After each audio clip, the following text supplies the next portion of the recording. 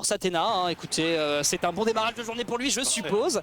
On est parti, nous sommes sur PS2 et nous attaquons cette poule B, mesdames et messieurs. Et Tena qui nous vient de loin, donc c'est vraiment un plaisir d'avoir fait tout ce trajet en voiture depuis Reims, au covoiturage avec les potes. C'est quoi ton tour 1? C'est Min, et ben La webcam frère, la webcam. courage. Ok, force à lui, attention. Ou, bah de toute façon, là, toi comme moi, je pense qu'on est à peu près connaisseur du match-up et on sait que ça va être un peu long. C'est ça. Il va y avoir un petit peu de prise de mid-range qui va être faite du côté de Roger Bidon et c'est normal parce qu'il a besoin d'être safe justement de ce type de taxe qui est malheureusement assez difficile à maîtriser de son côté parce qu'on n'a pas beaucoup d'outils de désavantage. Et là derrière, close quarter forcément il est bien maîtrisé, mais c'est pas encore assez pour faire peur à Roger Bidon, j'ai l'impression. C'est ça. Pas vraiment d'outils de désavantage du côté de Roger Bidon et du côté de Min.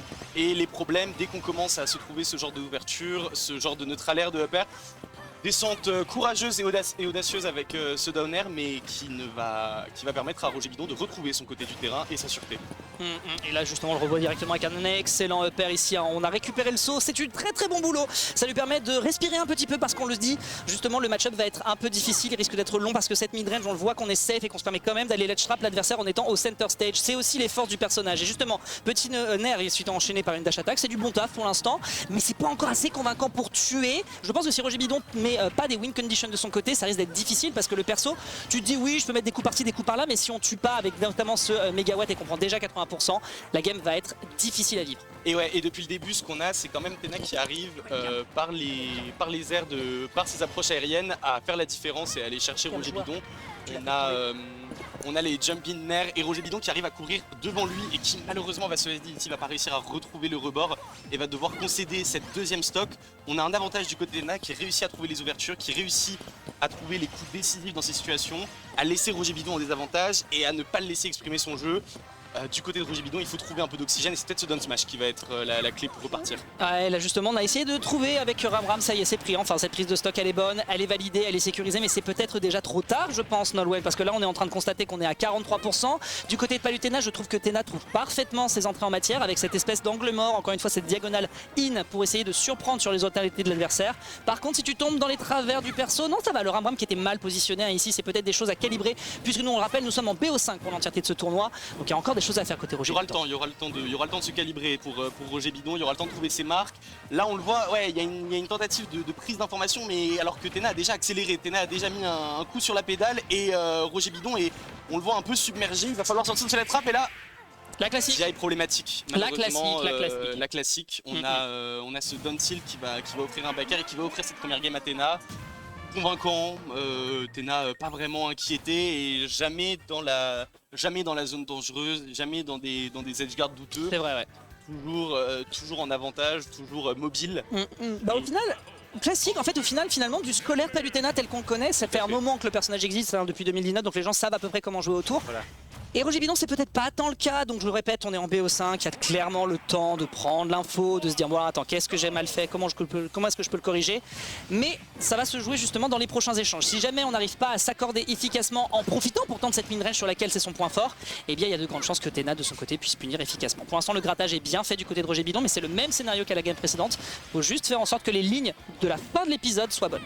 C'est ça, il va falloir réécrire, il va falloir faire cette fin d'épisode et malheureusement on se repart vers un remake. Les scénaristes n'avaient plus trop d'idées et ils ont remis la même conclusion, le même arc. Oh non. Et avec ce ratage de ledge, cette main qui glisse et qui va projeter Min vers sa fin prématurée. Et Tena il en profite, Tena il déguste, il est mis en confiance par cette stock prématurée et il va s'en servir pour concrétiser le ledge trap. Back throw, est-ce que ça va donner quelque chose? La classique, ça marche plus ça depuis 2019. Non, hein. le F-Smash 2020. Depuis 2020, le F-Smash qui ne donnera rien et Tena qui va pouvoir profiter de ce juggle, profiter du mauvais désavantage de Min. F-Smash présomptueux. Il va falloir Roger Bidon retrouver un peu d'espace et retrouver un peu d'oxygène sur ce terrain. Ok, super, on a le temps de revenir, on n'a pas de panique. Au moins du côté de Roger Bidon, on peut retenir quelques éléments si ce n'est quand même ce regram. Donc ça c'est délicat, le backer qui est très propre et je pense qu'on manquait d'options derrière pour revenir sur le stage, donc on concède. Et on a un Tena qui est ultra à l'aise avec une proposition de 3 stocks. Donc c'est encore pire, c'est-à-dire tu vois, ils avaient plus d'idées mais ils ont encore rendu plus pété le personnage principal. Bravo, hein, franchement, c'est nickel, c'est tout ce qu'on voulait. Le power scaling est dramatique. Le power creep de Vincent. Power creep de Palutena qui débloque la capacité de faire SD son adversaire. Et là, Roger Bidon il se bat de loin, il va devoir aller gratter, mais malheureusement on l'a vu, Tena il lui suffit d'une seule ouverture pour aller chercher les pourcents qui le séparent d'une game 2 et et d'une conclusion accélérée vers la fin du BO.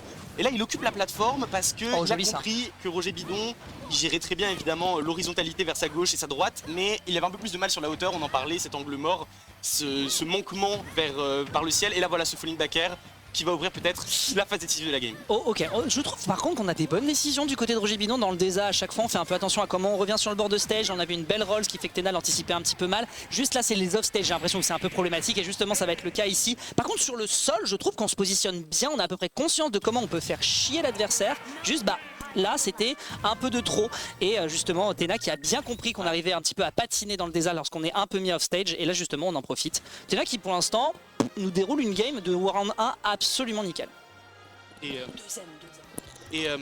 du côté de Roger Bidon, j'ai aussi l'impression qu'on a une certaine forme d'immobilité avec sa mine où quand il va lancer les bras, il va se retrouver un peu coincé sur le sol et il va pas bouger en mettant des tilts, il va rester immobile sur ses smash et ses specials et pas forcément utiliser la... Et un changement de personnage, on va basculer sur Daisy, alors là on change du tout au tout, ça va plus être la mid-range, ça va être la bagarre serrée, collée. Et Tena ça le dérange pas, Tena il a dit c'est mon terrain, s'il va falloir qu'on se court dessus, on va régler ça avec nos mains. En plus qu'on est en train de tout de suite montrer à l'adversaire que c'est bien mignon d'être parti sur pitch, mais moi aussi je sais gérer ton propre hit and play. Regarde ça à 75% avec une phase qui ne s'arrête jamais. Autant tout à l'heure la game s'éternisait entre Audi et entre Neo Soren, autant celle-ci elle est expéditive avec derrière un petit échange qui est fait. Non pas grand chose, on essaye de fiche un peu, mais là le whiff force smash qui va se faire récupérer directement, le swing qui est bien récupéré du côté de l'adversaire qui observe tellement aussi les nouvelles options des avantages de Roger Bidon. 103% en l'espace de 30 secondes. Je me permets de le dire, on est un petit peu dans les problèmes. C'est tellement dur parce que du côté de Tena on a la mobilité nécessaire pour éviter de se prendre ses openings. On va continuer et là les problèmes, le side B qui va tout de suite envoyer Peach vers la blast zone supérieure. Et c'est évidemment le problème parce que du côté de Tena on a la mobilité pour éviter ses openings, pour éviter les nerfs. Et là on va trouver notre propre nerf pour enchaîner les dégâts. Déjà une situation délicate pour Roger Bidon qui va devoir sortir de ce ledge trap. D'autant plus que là on a fait un petit side agressif. Enfin, je reconnais une trace de Matteo. Est-ce qu'on n'aurait pas regardé quelques VOD avant de vouloir attaquer ici avec le personnage, mon cher Roger Bidon? Ce que je retiens pour le moment c'est qu'on est à 98 sur sa deuxième stock avec une Palutena qui est à 12. Et ça réenchaîne sur un up smash qui est perdu au niveau de la DI, me semble-t-il. Le calibrage n'est pas du tout dans ses faveurs. Il y a quelque chose du côté de Roger Bidon, on sent une certaine frustration par rapport aux deux games précédentes. Il est dans l'ultra agression pour compenser. Et du côté de Tena on cueille avec ce up smash, on cueille avec cette dash attack. On trouve des openings un peu gratuits parce qu'on se précipite en face. Le ledge trap qui repose simplement sur le fait que en face ça va in, ça va avancer. Ça va tenir vers le stick à la droite et le ledge trump qui va permettre de trouver ce downer, de conclure ce set. Girl moment, regarde mes talons comme ils sont beaux. Tena malheureusement pas inquiété à un seul moment du BO et qui va s'envoler vers le winner round 2. Sans trop de difficultés j'ai l'impression. Je pense de toute façon qu'au vu du match et en connaissant un petit peu le niveau de Tena, sachant que Roger Bidon est un joueur que je connais pas du tout. Donc je pars du principe qu'on était là plus par curiosité et qu'on a voulu voir comment on pourrait vivre le tournoi. Et bien en l'occurrence il faudra donc se calibrer pour la suite.